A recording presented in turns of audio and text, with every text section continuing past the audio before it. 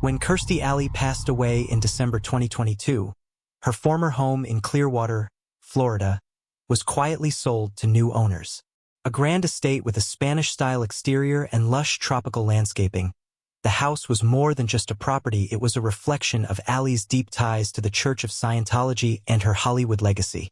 The buyers, a married couple named Michael and Lauren Hathaway, were an unassuming pair from Chicago, looking for a fresh start in Florida. Michael, a software engineer, and Lauren, a freelance writer, had no particular interest in Alley's celebrity past. They were drawn to the house's spacious layout, private courtyard, and the promise of a peaceful life near the water. But peace was not what they found. It started with small things. Lights flickered despite electricians confirming there were no wiring issues. A cold spot lingered in the hallway outside the master bedroom, even during the humid Florida summers. The couple dismissed these oddities at first. Then, Lauren began waking up at exactly 3:12 a.m. every night, gripped by an inexplicable sense of dread. She would hear soft footsteps pacing the hallway, but every time Michael checked, the house was empty. One evening, while unpacking boxes in the study, Michael glanced at the glass doors leading to the courtyard and froze. A woman was standing there. She had long, wavy hair and wore what looked like a robe or nightgown. But when he rushed to open the door, she was gone. Lauren, too, started seeing things, shadows shifting in the periphery of her vision. The feeling of being watched, especially in the kitchen, Alley's favorite room, as she had often mentioned in interviews. Then came the voice. Late at night, as Lauren worked at her desk, she heard a woman's voice whisper her name. At first, she thought it was the wind, but then it came again, closer this time. Lauren. The whisper was unmistakable, carrying a soft but urgent tone. It was enough to send shivers down her spine. Curious and increasingly disturbed, the couple started researching the house's history. They discovered that Alley had bought the property in the early 2000s and had been deeply involved in renovations, personally overseeing every detail. Some locals whispered that the house had been a sanctuary for her spiritual practices within the Church of Scientology. One afternoon, a former Scientologist who had worked on Alley's home reached out after Lauren posted a question on a local forum. Meeting in a nearby cafe, the woman warned her. There are things in that house that weren't meant to be disturbed. Kirstie was deeply connected to that place. It was part of her spiritual journey. If you're seeing things, feeling things, she might not have left. The breaking point came when Michael was home alone one evening. Lauren was out running errands when he heard a noise upstairs like heavy furniture scraping against the floor. He grabbed his phone and cautiously ascended the staircase. The air felt dense, suffocating. Reaching the master bedroom, he found the armoire, an antique piece that had been there when they moved and shifted several feet from its original position. A faint scent lingered in the room. Roses. Then the mirror fogged up, and, as if written by an unseen hand, a single word appeared in the condensation. Leave. That was enough. The Hathaways left that night, staying in a hotel while they put the house back on the market. Within weeks, a mysterious buyer rumored to have ties to the Church of Scientology purchased the property. They never spoke of what happened there again. But those who live nearby still claim that on certain nights, when the wind is still and the moon is high, you can hear the faint sound of laughter drifting from the house. Laughter and a whisper. The house stood silent after the Hathaways left, its Mediterranean-style walls bathed in the golden glow of the Florida sun, its tiled roof holding the weight of secrets long buried. For weeks, it remained empty, its heavy wooden doors closed to the world. Yet the air inside never stilled. Shadows pooled in the corners, where light struggled to reach, and the scent of roses, sometimes faint, sometimes overwhelming, clung to the hallways like an unseen presence. Then the new owners arrived. The buyers were private, their identities whispered about but never confirmed. Some said they were high-ranking members of the Church of Scientology, sent to reclaim the property and ensure that whatever lingered inside was contained. Others believed they were distant relatives of Alley herself, determined to preserve her memory. But whoever they were, they moved in without ceremony. No moving trucks, no renovation crews, only a black SUV that pulled into the driveway late one evening. A man and a woman stepped out, their faces unreadable in the dim light. They carried nothing but a single leather-bound case, as if everything they needed was already inside. Neighbors watched from behind their curtains, murmuring amongst themselves. No one approached. No one dared. From the moment the couple stepped inside, the house seemed to recognize them. The air, thick and charged with something unseen, pressed against their skin like an invisible hand. The walls held their breath. The floor, which had creaked and groaned beneath the Hathaways' hurried steps, fell into an eerie stillness. The woman, dressed in a fitted black dress, walked through the rooms as if reacquainting herself with an old friend. Her fingers trailed along the edges of furniture, pausing on the antique armoire in the master bedroom, the one that had moved on its own the night Michael and Lauren fled. Her breath hitched, but she said nothing. The man, taller and broader, with an air of quiet authority, moved methodically through the house. He tested the locks, peered into each corner, and paused at the hallway outside the kitchen, where the shadows never quite seemed to dissolve. His lips pressed into a thin line. He too said nothing, but they both felt it. The first night passed without event, but the house never truly slept. The floorboards shifted softly, as though someone were walking the halls with bare feet. The air, even in the Florida heat, remained unnaturally cold in certain places, particularly by the kitchen island, where Allie had once loved to sit and talk for hours. And then there was the mirror. It was in the upstairs bathroom, an ornate, gold-framed relic that had been there since before the Hathaways arrived. The woman had been standing before it, brushing her long hair, when she noticed the condensation forming not from heat or steam, but from something else. Her hand froze mid-motion. She watched, breathless, as the fog thickened, swirling in slow, deliberate patterns. And then, a shape emerged. At first, it was nothing more than a smudge, a distortion in the glass. But as she stared, it sharpened into something more distinct. A figure, a woman's face, half shrouded in shadow, eyes wide, lips slightly parted as if caught mid-sentence. The woman in black did not scream. Instead, she tilted her head, studying the apparition with the same measured curiosity she had shown the house itself. Then, in a voice barely above a whisper, she said, "I know you're here." The face in the mirror did not vanish. It only smiled. "Don't forget to subscribe and like if you liked this story." The woman stood motionless before the mirror, the brush still tangled in her dark hair. The air around her was thick, clinging to her skin like damp silk. The face in the glass did not flicker or fade. It remained, a spectral imprint against the swirling condensation, its eyes locked onto hers with an almost knowing amusement. Somewhere in the house, a door creaked, a long, drawn-out sound, as though the wood itself resisted movement. She inhaled slowly. From the hallway, the man's voice called, steady, even. "Lillian." She did not turn. The mirror's surface wavered slightly, like ripples over still water. The face had not moved, and yet, something about it had changed. The mouth, the soft, ghostly curve of lips had parted further, no longer just a smile, but something more. A whisper of a word, soundless, forming against the glass. "You." The light in the bathroom flickered. Once, twice, then held steady. Lillian exhaled through her nose, reaching out, her fingers stopping just before the glass. The air near it was colder than the rest of the room.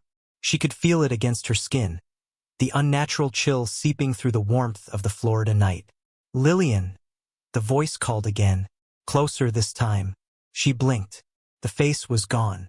The condensation slid away, leaving only her own reflection staring back at her wide-eyed, her pulse a restless drum beneath her ribs.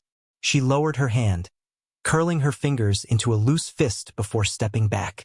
By the time the man reached the doorway, she was already turning away. "She's still here," she said softly. The man, tall, broad-shouldered, with the composed bearing of someone who had spent a lifetime mastering silence, tilted his head slightly. His eyes flicked to the mirror, then back to her. He did not look surprised. She was never going to leave. Lillian nodded once, as if this answer had already been known to her. She placed the brush down with care, smoothing her dress as she moved past him and out into the hallway. The air was different here, heavier. The scent of roses, sweet and thick, seemed to trail behind her as they walked. The house was watching, and it remembered. The second night was quieter, but not peaceful. They had not unpacked fully, there was no rush. The house had waited long enough for them. It would continue to wait. Lillian sat in the dim glow of a single lamp in the living room, her hands resting in her lap, her gaze on the wide glass doors that led to the courtyard. Beyond them, the water of the small pool reflected the night sky, still and black. The man Nathaniel stood by the fireplace, fingers idly grazing the carved mantel. The air around them was warm, thick with the remnants of the day's humidity, and yet there were places in the house where the cold never faded. It was strongest in the bathroom, Lillian murmured. Nathaniel nodded slightly, his gaze distant. She wants to be seen. She already has been. Outside, the wind stirred the palms, their fronds whispering against one another like hushed voices conspiring in the dark. Inside, the house settled around them, stretching into its silence like a living thing. And then, a single, deliberate knock came from upstairs. Not the restless shifting of an old house, not the random ticks and creaks of settling wood. This was purposeful, a sound meant to be heard. Lillian lifted her chin slightly, meeting Nathaniel's gaze across the room. Neither of them spoke. The knock came again, slow, measured, a pause, then another. Lillian exhaled, pressing her fingers briefly against the soft fabric of her dress before rising to her feet. Nathaniel did the same, his movements unhurried, deliberate. Together, they crossed the room, their footsteps muted against the polished wood floor. As they ascended the stairs, the scent of roses grew stronger. By the time they reached the landing, it was almost suffocating. The door to the master bedroom stood slightly ajar. It had been closed earlier. Lillian hesitated only a moment before pushing it open fully. The room was bathed in darkness, the pale glow of the moon spilling in from the tall windows. The furniture remained untouched, the antique armoire standing solid and unmoved, the large bed still draped in the sheets they had not yet disturbed. And yet, the room was not empty. A figure stood near the window, its outline barely distinct against the deeper black of the night beyond. Not fully formed, not yet, just a suggestion of something. The air hummed with it, charged and restless. Nathaniel exhaled slowly. You don't have to hide. For a long moment nothing changed. The figure did not move. But the air in the room shifted, pressing in around them like an unseen weight. Then, slowly, the darkness seemed to peel away, revealing more. A long robe, wavy hair that cascaded down, catching the silver of the moonlight. And then those eyes, sharp, assessing, not afraid. Lillian stepped forward, her voice quiet, steady. We're listening. A pause. The scent of roses was overwhelming now, curling through the air in thick, invisible tendrils. Then the figure smiled, and the lights went out. Darkness swallowed the room whole. The gentle hum of electricity, the quiet tick of the antique clock on the wall, everything was silenced in an instant. Lillian stood perfectly still. The floor beneath her was solid, the weight of the air pressing down as though the house itself had inhaled and was holding its breath. Beside her, Nathaniel's presence was a steadying force, his breathing measured, his posture unshaken. The figure near the window did not vanish with the light. If anything, it became clearer. The moon cast its glow through the glass, outlining the woman in delicate silver. She was not a shadow anymore, not a fleeting trick of the eye. She was standing there fully, undeniably present. Her robe, once indistinct, now shimmered like liquid satin. Her hair, long and loose, drifted with a movement that did not belong to the stillness of the room. Her face, oh her face. She was beautiful and terrible. She was smiling. And then, a whisper, soft, lilting, curling around them like tendrils of smoke, came from nowhere, came from everywhere. Why did you come? The voice was familiar, even though neither of them had ever heard it before. Lillian did not flinch. Her hands remained folded at her waist, her posture elegant, unwavering. You know why? The figure did not move. The smile did not falter. But something shifted. The air changed, thickening, humming with unseen energy. The scent of roses twisted into something else darker, sharper, edged with something metallic. Nathaniel finally spoke, his voice low, even. You never left. A breath of silence stretched between them. The woman at the window tilted her head, slowly, as though considering this. Then, the temperature plummeted. The windows trembled, the glass rattling in its frame as though an invisible storm had pressed against the walls of the house. The armoire groaned, its heavy wooden doors quivering. And from the mirror, a sound. A soft tap, tap, tap. Steady, patient. Lillian turned her head slightly, eyes narrowing. The mirror stood against the far wall, its gilded edges catching the weak moonlight. But something about it was wrong. The glass no longer reflected the room. It was dark, completely, utterly dark, as though the surface had been wiped away and replaced with a void.